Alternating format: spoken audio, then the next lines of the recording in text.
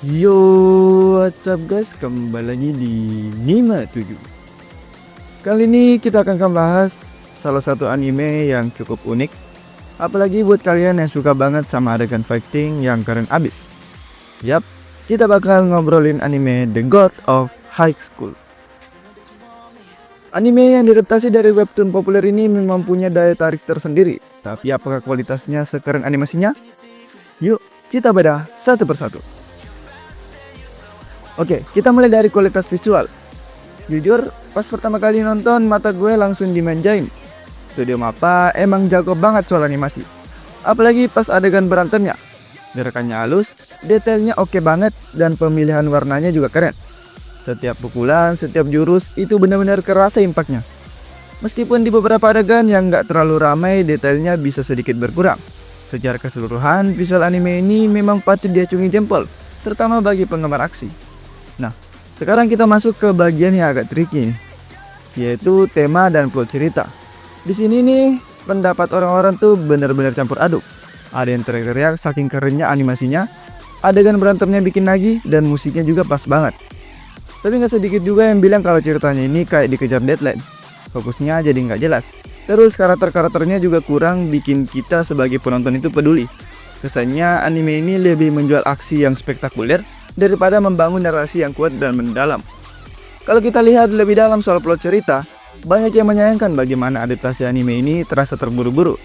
Beberapa review di YouTube dan platform seperti IMDb bahkan menyebutkan bahwa potensi cerita dari webtoon aslinya tidak termaksimalkan. Banyak bagian yang menarik yang di-skip. Sehingga bagi penonton yang sudah membaca webtoon, anime ini bisa terasa kurang memuaskan. Intinya, meskipun punya potensi besar, eksekusi cerita di anime ini terasa kurang maksimal bagi mereka yang mencari kesetiaan pada materi aslinya atau narasi yang lebih solid.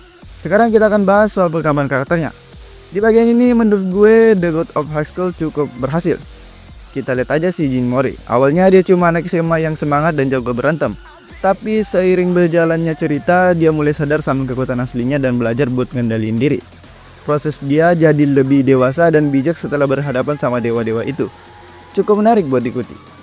Begitu juga dengan Han Daewi yang awalnya pendiam menjadi lebih terbuka, dan Yomira yang menemukan kepercayaan dirinya dan kekuatannya. Perkembangan karakter-karakter utama ini memberikan dimensi yang lebih dalam pada cerita, meskipun mungkin tidak sekuat fokus pada aksinya. Oke, setelah semua yang kita bahas, sekarang kita coba rangkum kekurangan dari anime ini. Selain masa pacing dan fokus cerita yang kurang jelas, konsistensi animasi juga menjadi salah satu poin kritik. Ada kalanya animasi terlihat sangat memukau, namun di bagian lain kualitasnya bisa menurun. Beberapa penonton juga merasa bahwa humor dalam anime ini terasa kurang pas. Dan yang paling banyak disorot adalah endingnya yang dinilai kurang memuaskan dan terkesan terburu-buru. Meskipun memiliki daya tarik visual dan aksi yang kuat, kekurangan-kekurangan ini perlu dipertimbangkan. Nah, akhirnya kita sampai di bagian rating.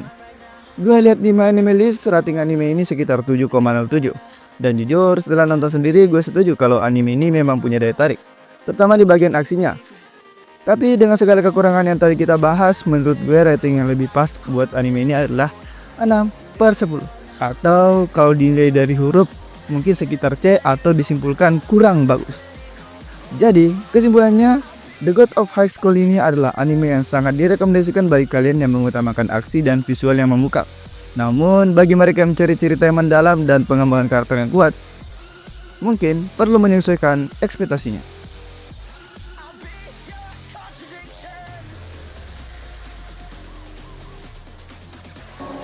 Nah, itu tadi review jujur gue tentang anime The God of High School. Gimana pendapat kalian? Apakah kalian setuju sama penilaian gue atau punya pendapat lain? Jangan lupa tulis di kolom komentar ya. Apabila ada kesalahan kata atau hal yang kurang tepat dengan perkataan gue, teman-teman bisa komen di kolom komentar juga ya teman-teman. Kalau kalian suka video review kayak gini, jangan lupa like, share, dan follow ya teman-teman, biar nggak ketinggalan video-video menarik lainnya. Sampai jumpa di video berikutnya. Bye-bye.